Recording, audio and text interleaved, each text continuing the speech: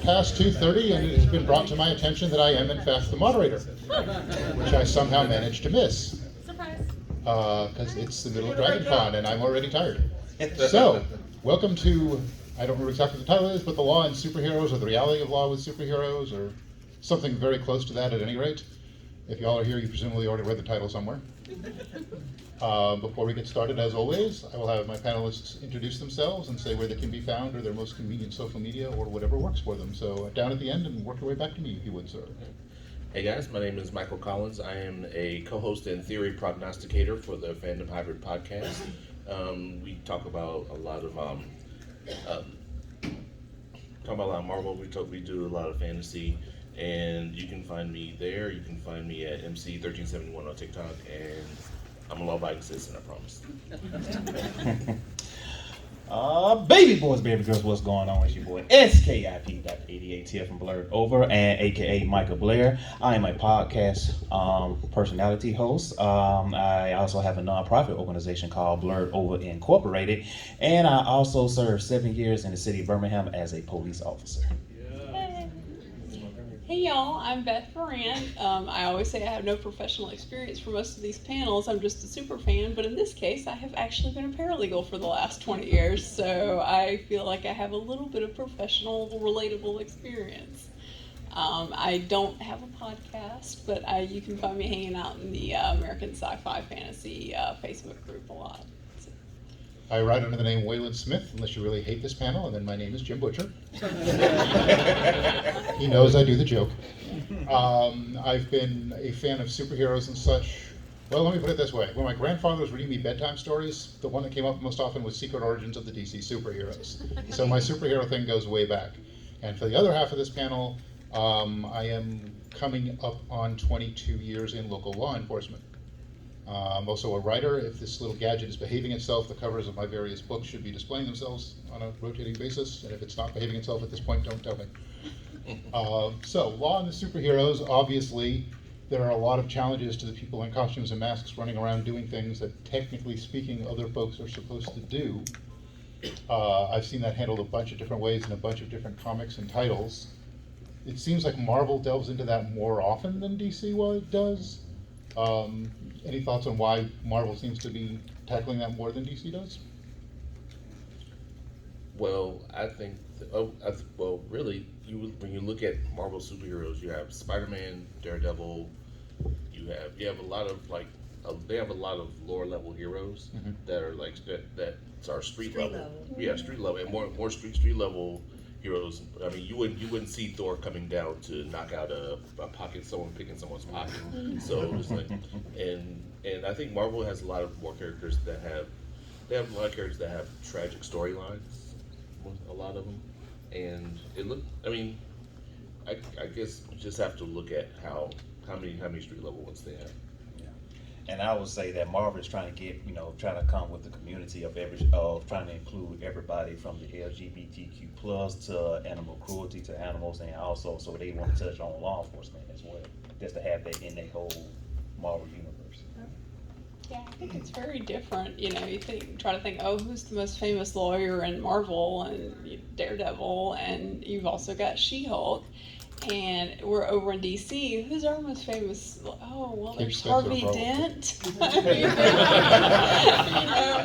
It seems like, I don't know, but yeah, Marvel definitely leans toward the Law and Order being on the side. I'm pretty sure Harvey's been disbarred by this point. Right, exactly. But then again, it's Gotham. For all I know, he's head of the Bar Association. Sure. So obviously, you've got Matt Murdock and Jen Walters over at Marvel.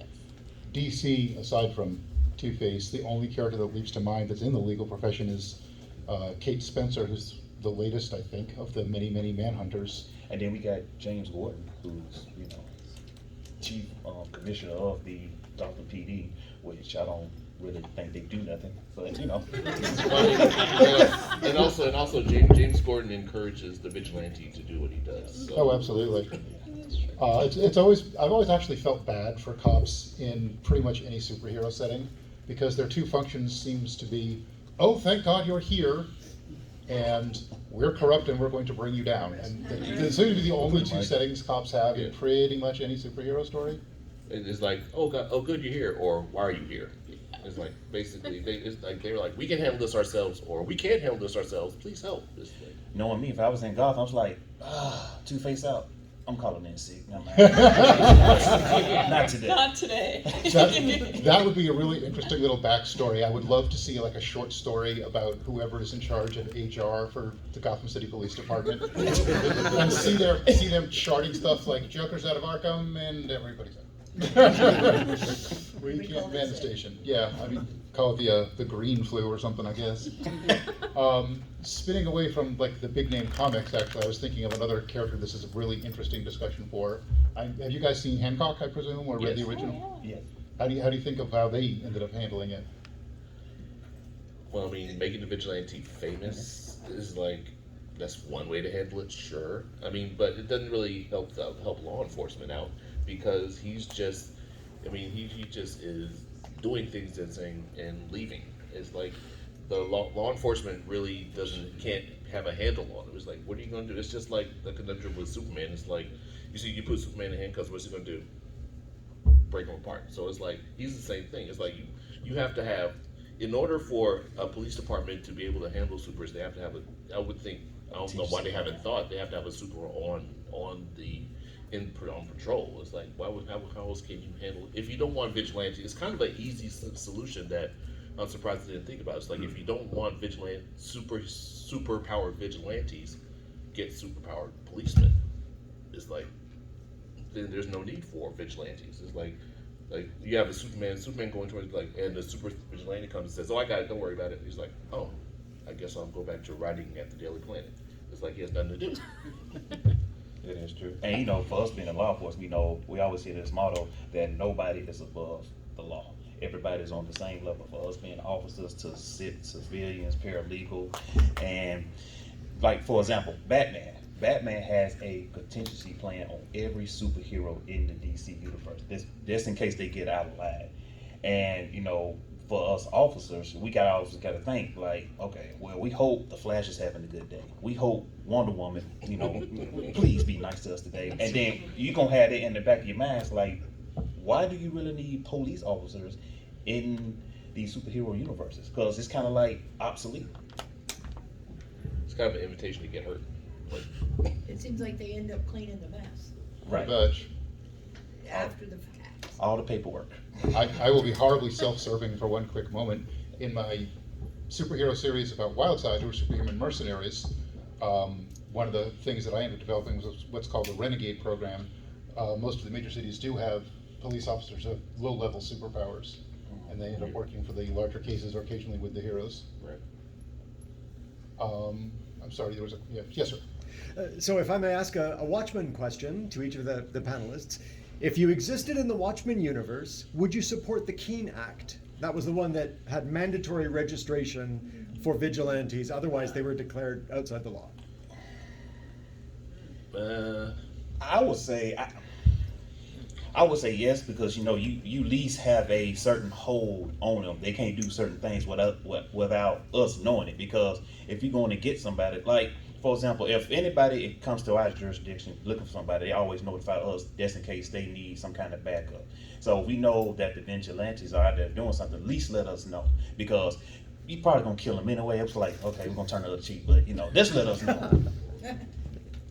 See, that's like, it's kind of it's a slippery slope. It's like, okay, you register them, you know where they are, but what if all of a sudden the government decides to, you know what, or they get framed for something, or something happens where they need to handle them, and it's like, what do you do then? I understand the need for registration, and like you said, it's convenience. Like, you have someone coming in your district and saying, oh, okay, thanks for letting me know.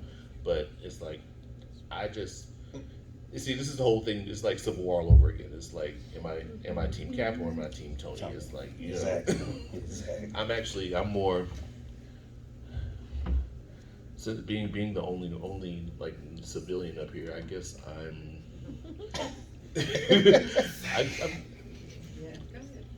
I'm Team Cap. I can't do it. Oh, no.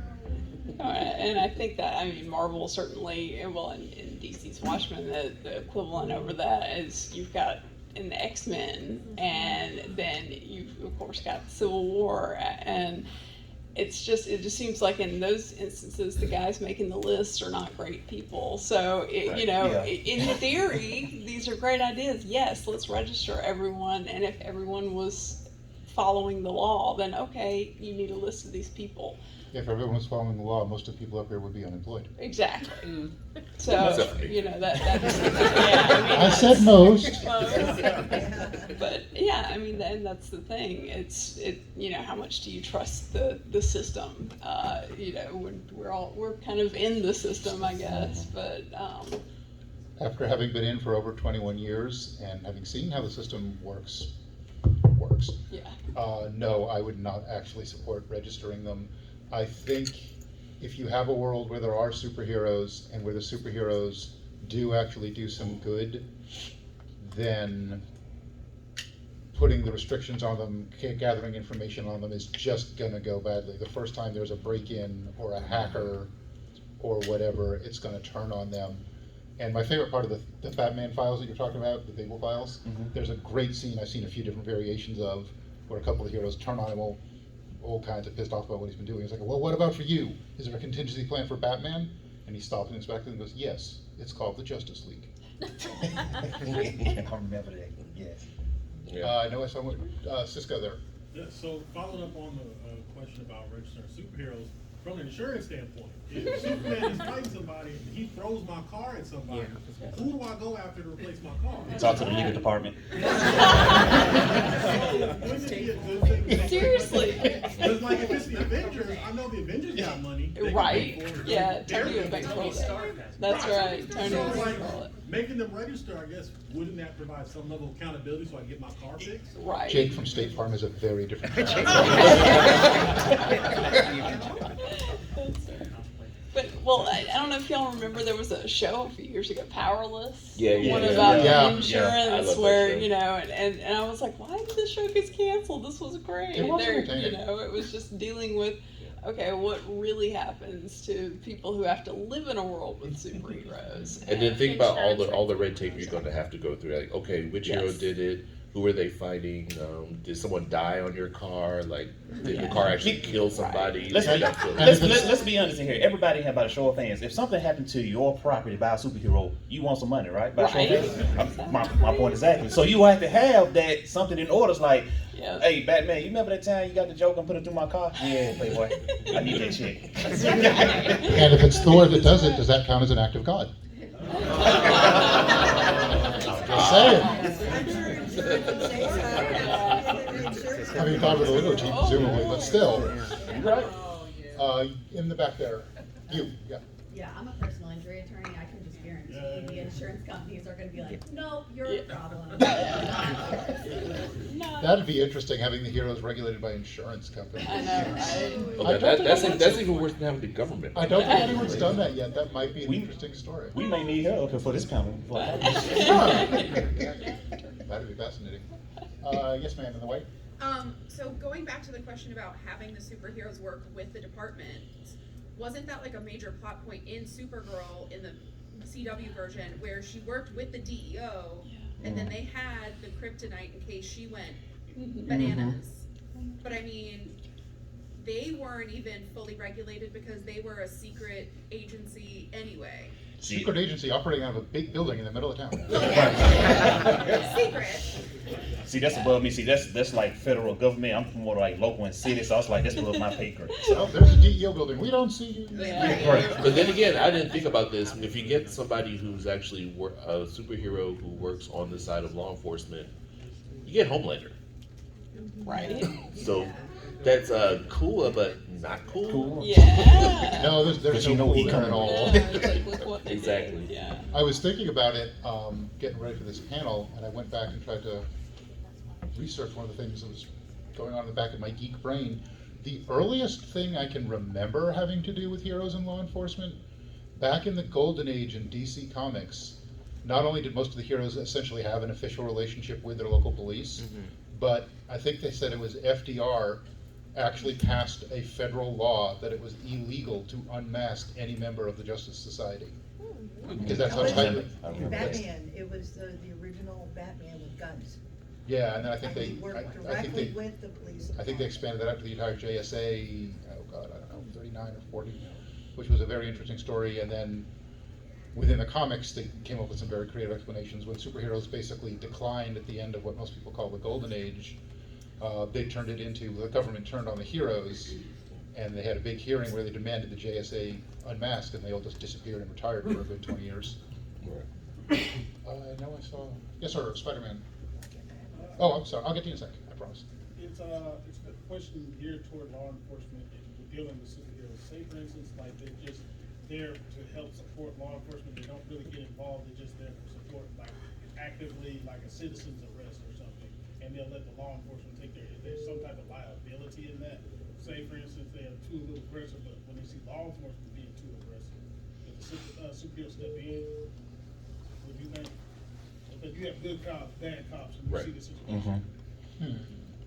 Yeah, that's slippery because it's like if they take care of it, then people will see them going against law enforcement. Right. But it's like if they don't, then they're like, oh, so you're condoning law enforcement. So it's like So it's you like a might- double-edged sword. Yeah, you kind of lose either way when you do it. So I think that's another one of those where you could have a lot of really interesting discussions, and I'm sure you can write some fascinating stories about it, but I don't think there is a definitive answer for that one.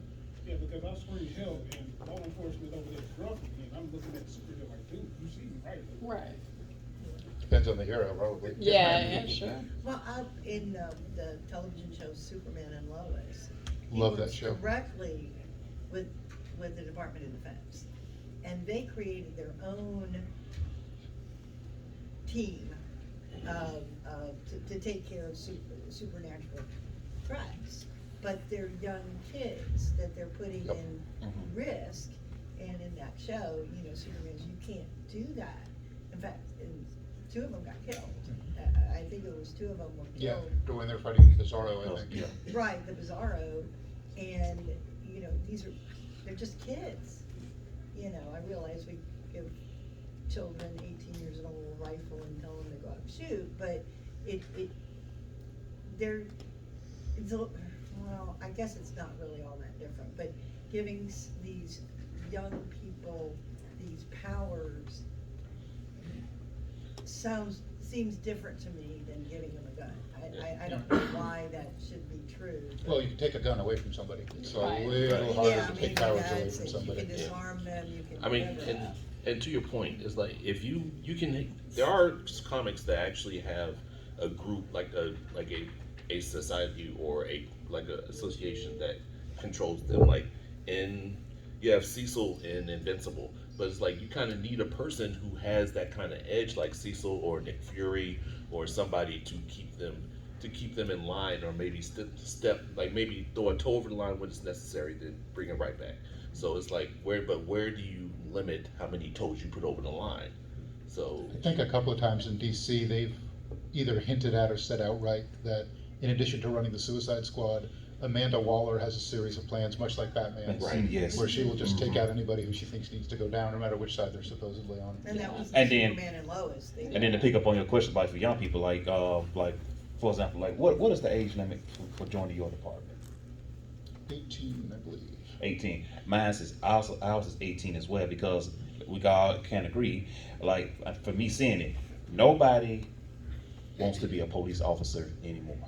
I can't blame it, because what we seeing and it sucks me even to test, it sucks what's going on. But to that, who else can you get to do this job? You got young kids coming out of school. You got the Army. Some don't want to go to college, learn a trade, and he's like, you know what? Hey, they 18, they old enough to know better. So let's go ahead and give them a badge and a gun.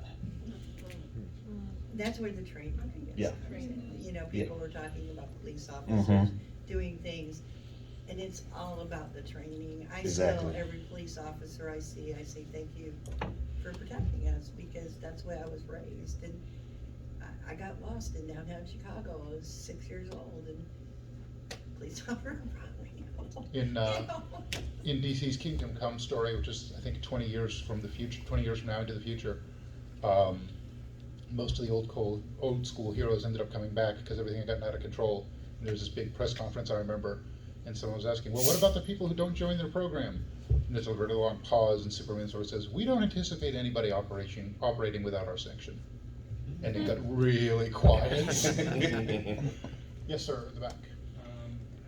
I just think one of the more, like, probably the most effective, like, law enforcement against superheroes we've ever seen is actually in The Incredibles. Yeah, Yeah. actually. Mr. Incredible saves the guy trying to commit suicide, and then he comes out and sues him. Yeah. All these other cases coming through, and they're Right. shut down Right. superheroes. Yeah. So that's like the only time like normal people have been able to actually do something against superheroes. We're going back to the insurance thing again. Yeah, I'm telling you, exactly. The someone civil needs to write suits, that. man. I may have to do that. Yes, sir, and then we'll go to the side of the room. You touched on Cadmus Mandalorian's organization earlier, but what is your opinion on that? They were not exactly the most moral of people, and yet they were somewhat effective in keeping their respective superheroes in check, at least for a time. I'm sorry, can you say that again? I couldn't hear you. What about Cadmus and Vox? Cadmus, Oh. Amanda Waller, Suicide Squad, her whole organization.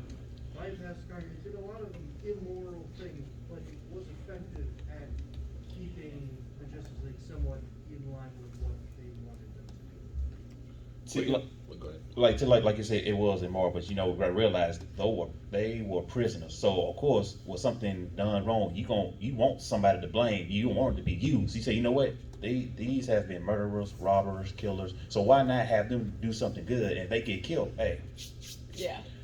we got more in the prison. So why not? And also, you have to think about if she does do something that seems over the line, she can't do that without permission. No matter what you think, it's like she has a set of a perimeter that she can't cross, but it's Right. a fuzzy perimeter because they extended all of it. They're like, if you need to do this, do it, but we're going to say we didn't do it. We're going to say we didn't have anything to do with it. So it's kind of like a policy. You got to go chain of command. Chain of command got to come all the way down to get to her, so she can make that go.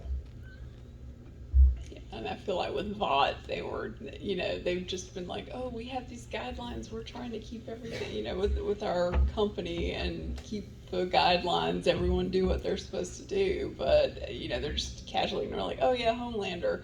They just have a great marketing department is what it boils down to. And they're- God, it was a lot more image and profit oriented Exactly. than they were necessarily Yeah. people. They're people. Right. They're more about marketing, yeah. I'm sorry, I can't see exactly what it is. Ninja there. I'm just a modest employee of an evil pharmaceutical company. But my question is, so you have legit extraterrestrial superheroes like Starfire and Superman.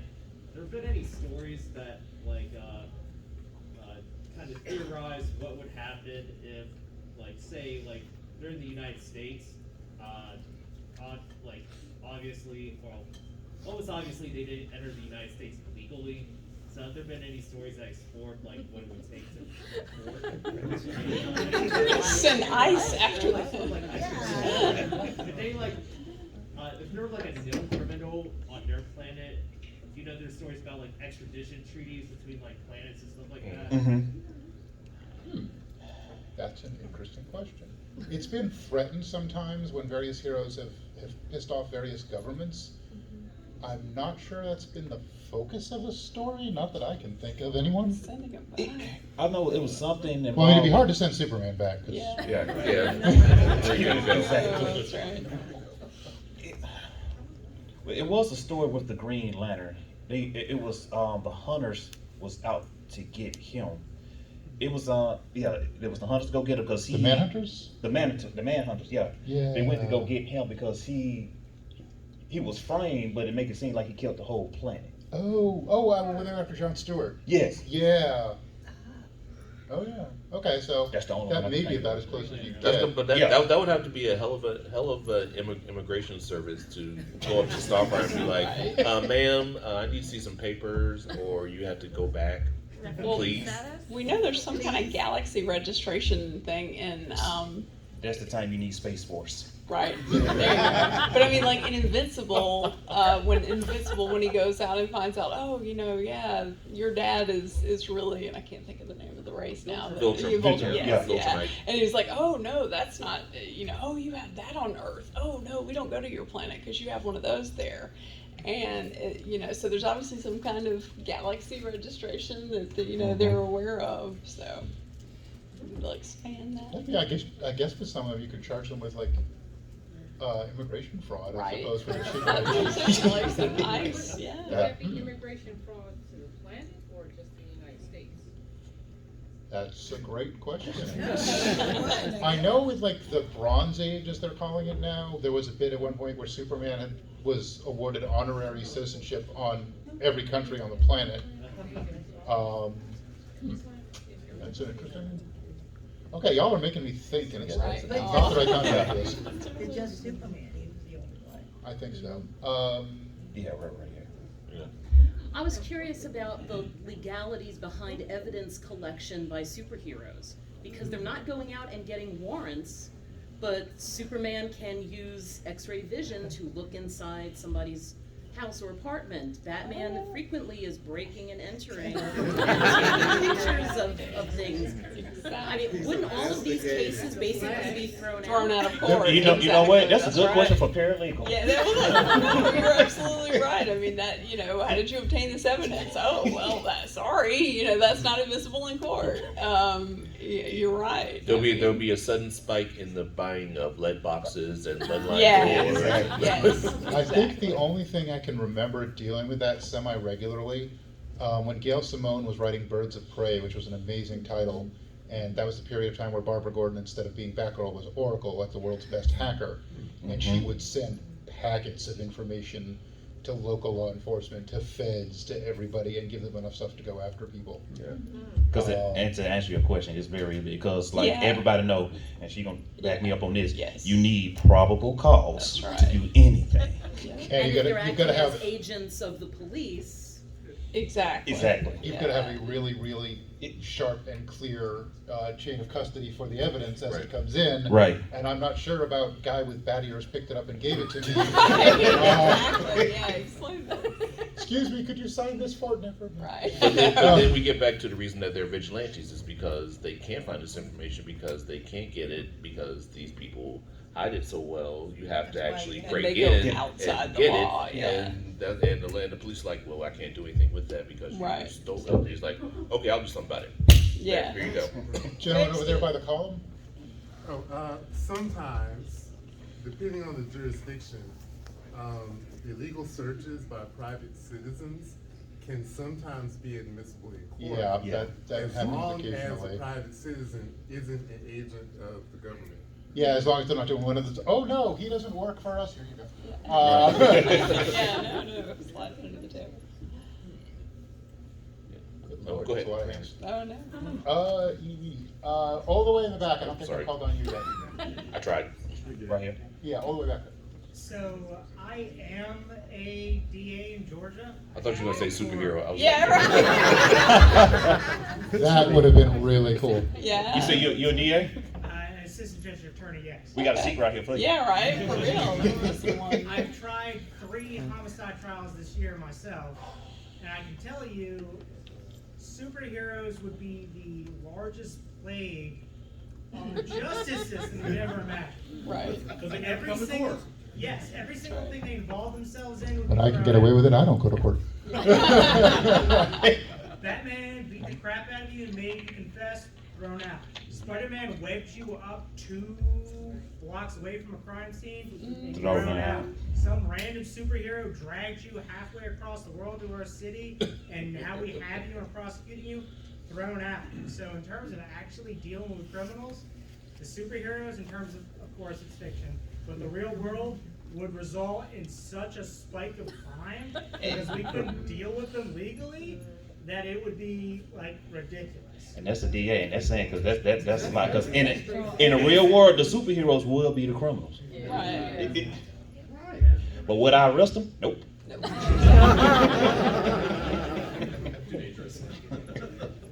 That's not a arrest I'm looking to make. Imagine the paperwork. Oh my gosh.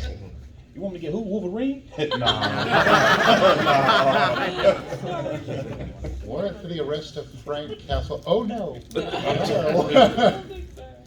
Yes, sir.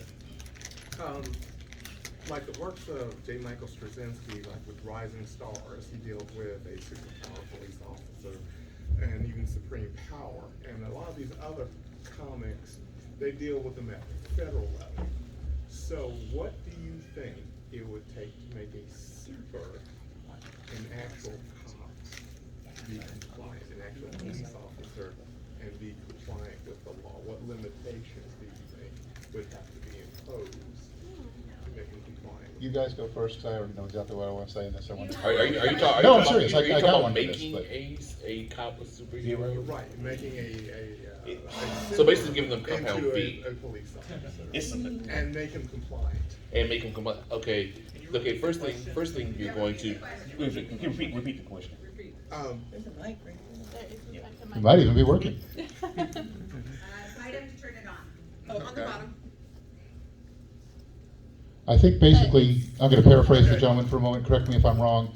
He was asking if they were creating superpowered cops, what it would take to make them compliant with the law. Was that the gist of the question? Yes, or if they already had powers to make them compliant. And then Okay. If you were going to make join a the police Thor Right. into a police officer, what would it take for him to be? Well, I think that you would almost have to go the Suicide Squad route, where you would have to put an explosive device in the base of their skull and say comply or you don't have a head.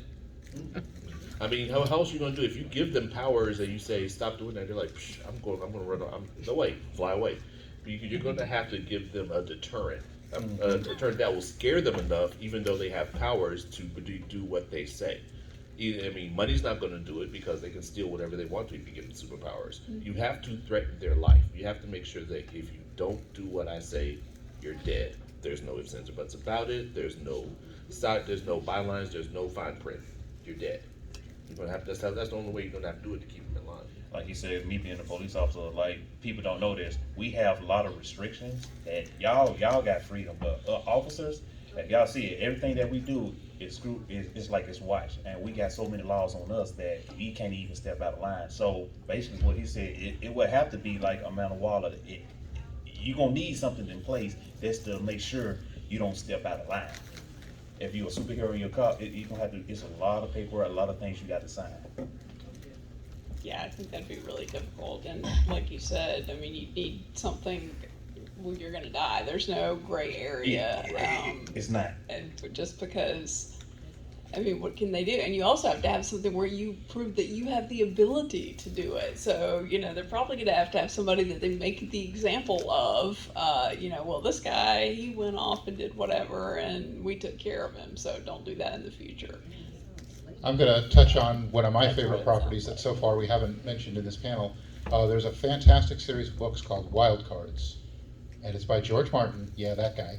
And it's very, very real world version of superheroes.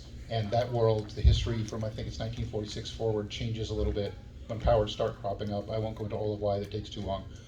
But one of the things that's evolved in that world, and I don't remember what they call it, but they have a branch of the government that is about half of their agents are super powered, and they do ride herd on the others, and they don't go, hey, you need to stop this. If someone gets too far around, they will descend on them in force, and they will bring them down or in or whatever is needed. And since George Martin edits that world, you can imagine how friendly that stays all the time. Yes, sir. Do you think the law could ever go too far? Like, for example, in The Gifted, they made potential heroes look like villains, and kids have to defend themselves and stuff like that. Anything can go too far depending on what's behind it. I mean, go look at the legal history of the United States and some of the bizarre things that have been illegal or not at various points. I'm going to come on that from a slightly different point of view than probably most of the people in the room. My background, my people are Lenape and Cherokee, and you want to talk about the law going too far, take a look at the treaties that the government has signed over the years and gone, nah. Absolute power corrupts absolutely. Definitely. So it's like anytime you have an amount of power, especially if you're presiding over a group of superheroes, it's like how can you not resist the temptation where it's like someone goes over the line and you're like, you know what, that's okay, go ahead, because that needs to get done. And it's like next thing you know, it's a slippery slope where you're like, okay, you know what, they're going to do it, just kill them anyway. Or then next thing you know is you're out of control. I mean, also, with anything going on, there's always going to be sort of a balancing act of the moral and the ideal and the pragmatic. Yeah, having rogue people running around with powers can be a lot of problems, if my apartment building's on fire past what the fire department can get to, and some dude comes by who can fly, you better believe I'm taking the ride. And it's what are they doing? What's happening? What's the circumstance? Sorry. This is great. I don't have Yeah, one. like, wow, great questions. I was just gonna say, I think that kind of leads into the whole like Minority Report, and where it's like, oh, you're gonna commit this crime, let's go ahead and take care of it first. And well, how do you know for sure that they're gonna do that? And like you said, there just has to be some kind of check in there. Gentleman in the vest over there. Also, to add to your point about the chip, Yeah. they could. Yeah. But There was a wrestling reference if y'all didn't get it. Okay. but they could go the route of RoboCop. Yeah, but you have to find a near-dead cop first. Or And I ain't willing to step up. Somebody's that willing to step up. That's right. That is not a promotion I would put in for. That's not, I mean, it's not a bad idea, though. I mean, it's like, you get some, I mean, someone would want to, they just have to make sure they know the catch. Yeah, but It's most of like- the people who want to do that are probably the people you don't want to do that. There's that too. Yeah.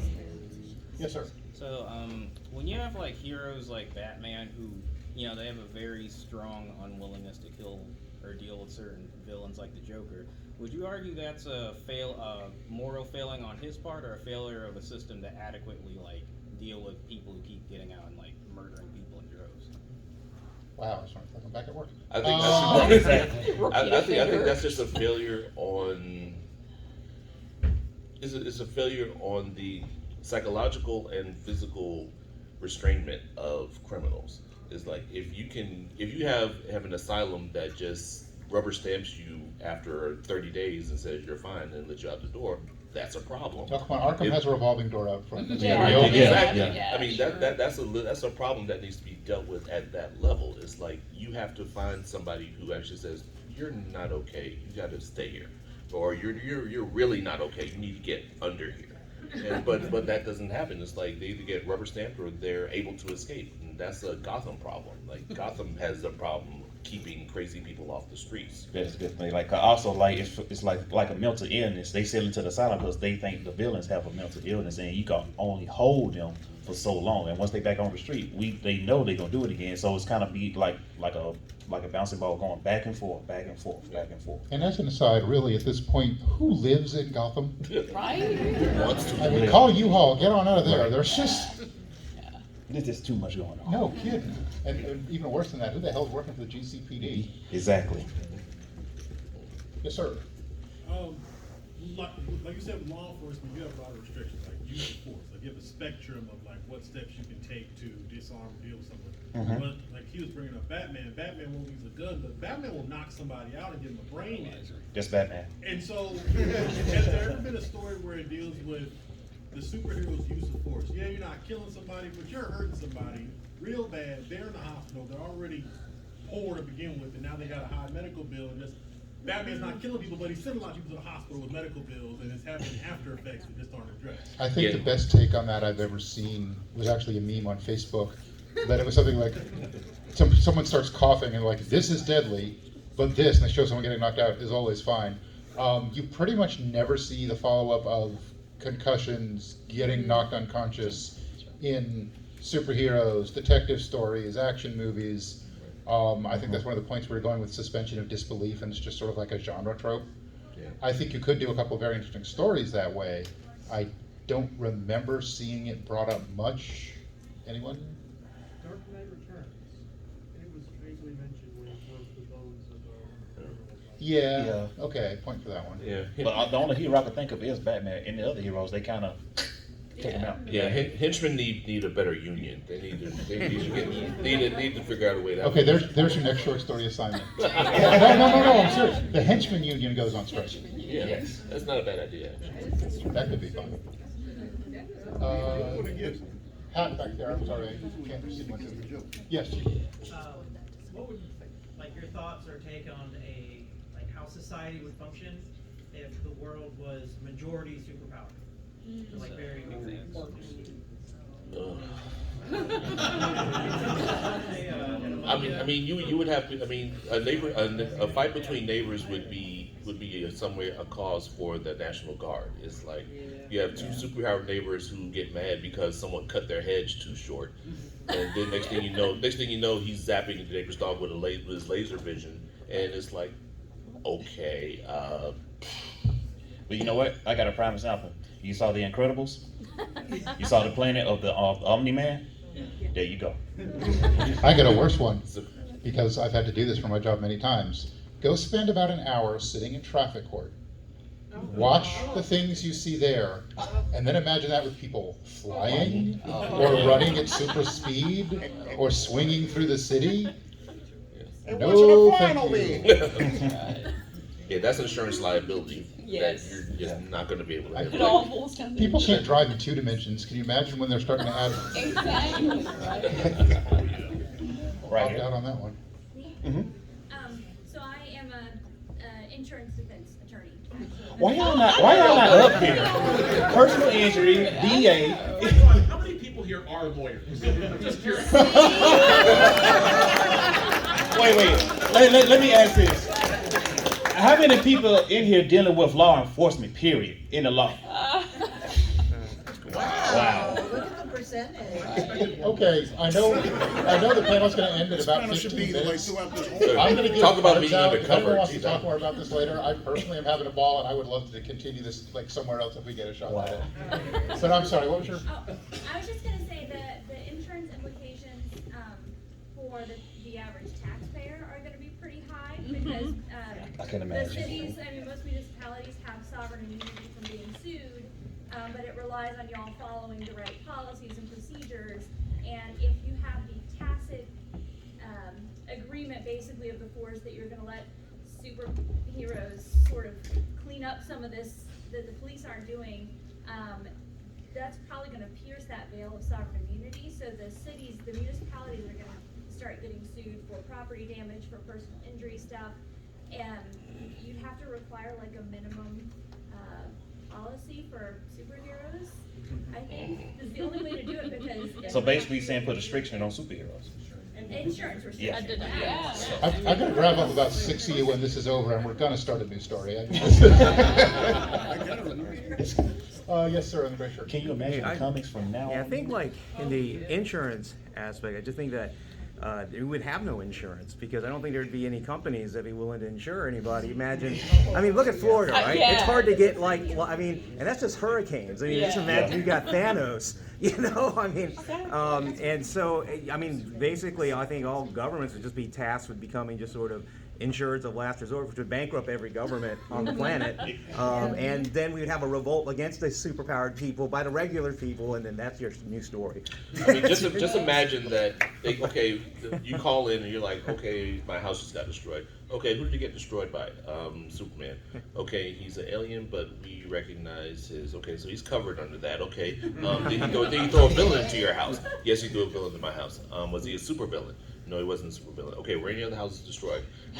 One in the wall. You're gonna have to go through that for literally an hour and a half, and then at the end they'll say, "Well, you know what?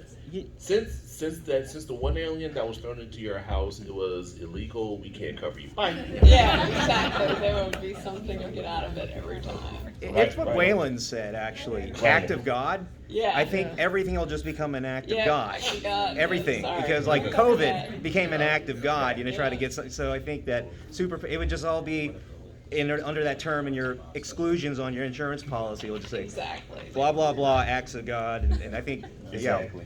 that's a new comic book, Acts of God. There it is. I just gave someone an idea. I actually work in alternative risk, and kind of what's been coming up in terms of like loss on seasonal alternative risk measures. So if there's trigger. Can you speak up? Yeah. Oh, sorry.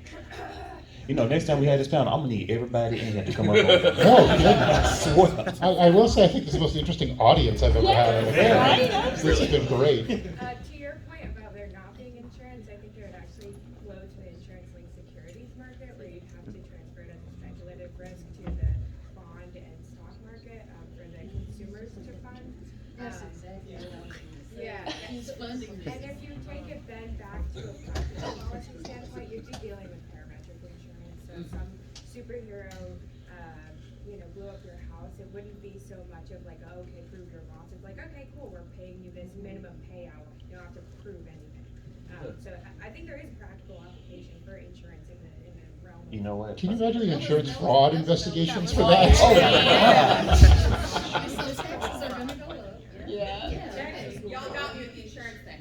So I've been working insurance for like 15 years.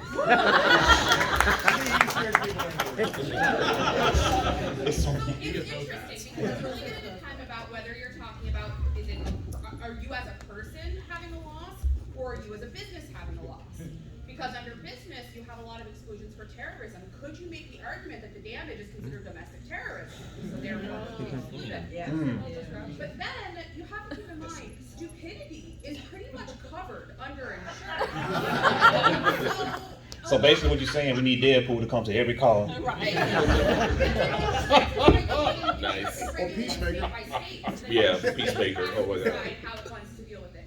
I mean, you can leave your keys in your car and leave your car unlocked in your front driveway, and if it's stolen, they'll pay for it.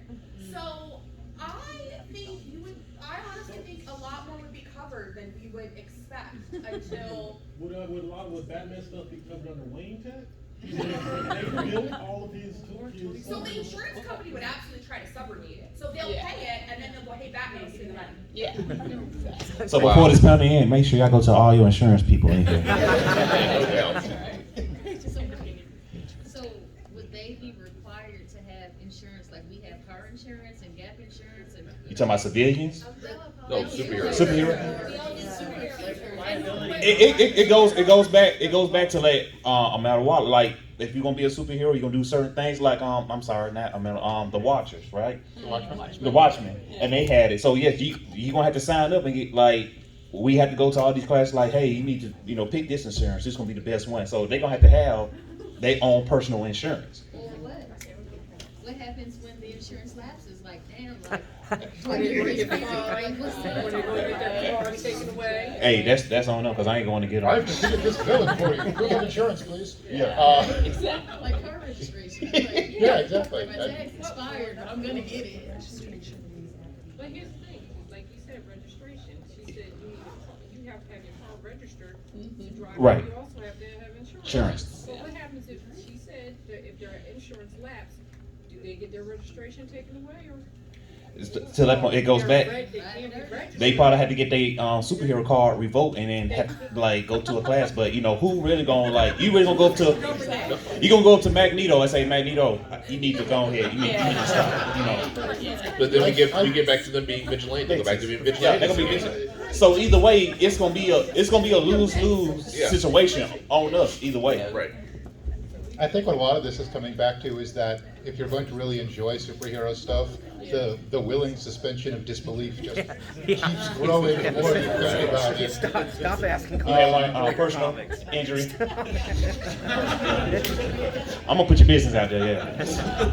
Well, it's funny because the things that all of y'all are saying are a lot of the conversations that our legislators actually do have in the Capitol, and they're talking about it. They're like, how do we do this? How do we enforce that? What leverage do you have? What is the effect if it lapses? If you don't have it, how does this affect people? So like, it's funny that we're having this conversation, but that's how laws are made.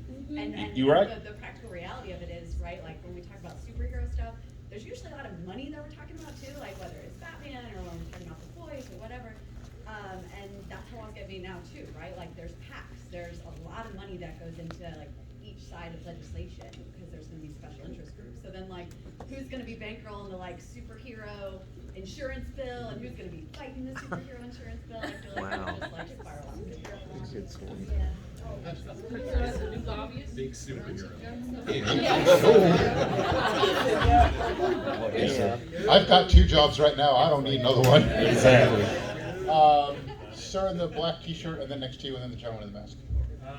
I think probably the biggest, like, we talk about insurance and everything. I think the biggest, like, moral quandary anybody's ever had to face in a superhero movie is at the end of the first Avengers movie with the shawarma.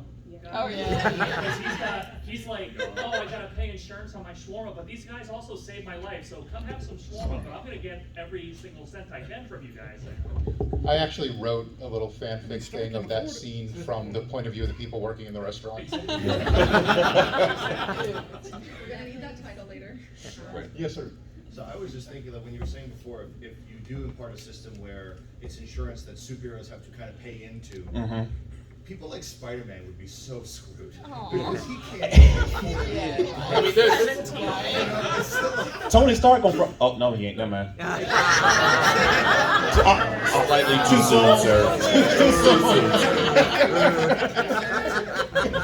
And the audience turned on a Tony Stark joke of all things. Their relationship in Homecoming, Right. it is kind of like that, because in that, at least in that movie, Tony feels sort of responsible for Peter. Yeah, he offered him the suit, he gave him the new suit. He's like, okay, if you don't abide to what I'm saying, I'm gonna need the suit back. Exactly. So it's kind of like, okay, if you don't abide to what we're saying, give me back your superhero card. That's a little different, but at least like. Okay, well let's As think about big this. Superheroes. You know, Tony would then kind of bankroll all the Avengers. Batman would kind of bankroll all the, because again, like Superman doesn't have a job that's gonna pay into. Right. It's basically all coming out of Batman's pocket. So Well, one I of them mean, has to it bankroll depends how all- creative Right. you want to get. There is a ton of resources, like let's say in the asteroid belt. Have the people who can get out there do like a community service thing, bring that back, donate it. You get credits off your insurance fund or whatever all. I mean, if you're gonna go that route, there's a lot of little things you could do to try and. Well, you also have to think about like a lot of superheroes, like you said, are broke.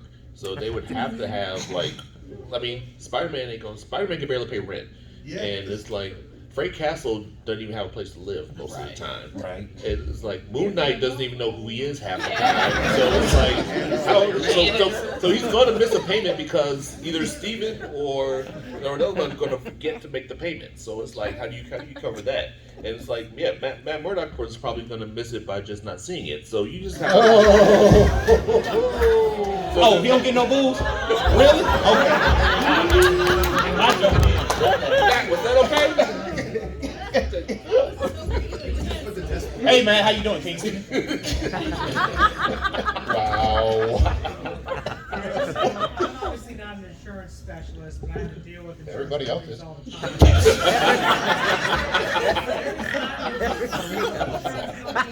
Planet that would give a policy to these superheroes. We're talking billion-dollar policies. I mean, Bruce better. Wayne couldn't get this damn policy. Well, no, you'd have the super insurance team, and it'd be Flo and Jake from State Farm and that It'd be the insurance legion or something. Yeah, it's like. Think about Bruce Banner. Like, he'd be screwed. Like, why did they even do this? It was the other guy. Like, Yeah, exactly. What about superheroes that can literally see the future? How are we going to deal with that in so many aspects? Yeah. I don't think there'd be a way to do it, really. I mean, Yeah. Let them be the adjusters. Yeah. well, there you go. There it is, right there. And I think she just won the panel. Yes. Can you repeat that for those of us back here?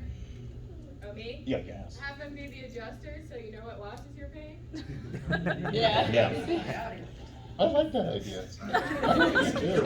And the first person they gonna call, hey Spider-Man, don't even get into the suit. Don't do it. Don't do it. We've got about 5 minutes, so I think we're gonna have to start wrapping it up. Though, like I said, I personally am having a ball with this after we clear the room because they have other people coming in. I would be more than willing to continue this discussion. If you don't find me later on tonight, this evening at the Weston Bar, I'll probably be there. By the show of hands, all my insurance people raise your hand. Oh, now you're putting your hands down. Now I say those who you need to talk to. Or law. Oh yeah. Oh yeah. I would love to do this again. Absolutely.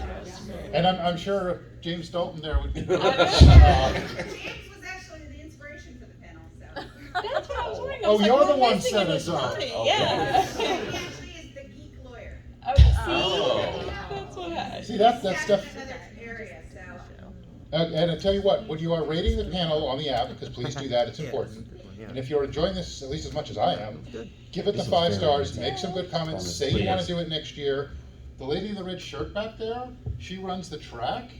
If you'd like to try and maybe get on some of these panels, she's a good person to talk to, just saying. That's how I ended up doing this, I remember however many faces. years ago it was. Yeah, you're right. Okay, so we are running low on time. Go DA. through again who you all are, where they can find you, your social media, and anything else incredibly witty you'd like to say. Michael Collins, you can find me on fandomhyper.com, MC1371 on TikTok, my name on Facebook and Instagram. I'll be around. Skip.88 from Blurred Over. Type in anything on social platforms, Blurred Over. You'll find us podcast, YouTube, Twitter, anything. Chris and me will meet, you'll meet us. Oh, I got a QR code up here. If you just want to scan that, it'll be easier. Beth Verant, and I'm usually floating around the American Sci-Fi Fantasy Media Facebook page. And I'm Ryan Reynolds by Mint Mobile. This is actually the first year in, I think, 6 years that I'm not selling books at Dragon Con. Very long story, find me at the bar. But my stuff's on Amazon. I have cards here. Be more than happy to talk about my books or this topic in general. This has been a fantastic panel, and I think the best audience I've had at one of these in however many years I've been doing this. So give yourselves a hand. Thank you all very much. And if you, we probably have the bucket somewhere. This year's charity is the Cure right for here. Cancer Right for here. Kids. Yeah. There it is. Yep. Not a tip jar for panelists. I found that out. But donate if you can for curing kids' cancer, because really, who's pro-cancer? Thank you all very much. Have a great rest of the con, and I hope to talk to some of you all later.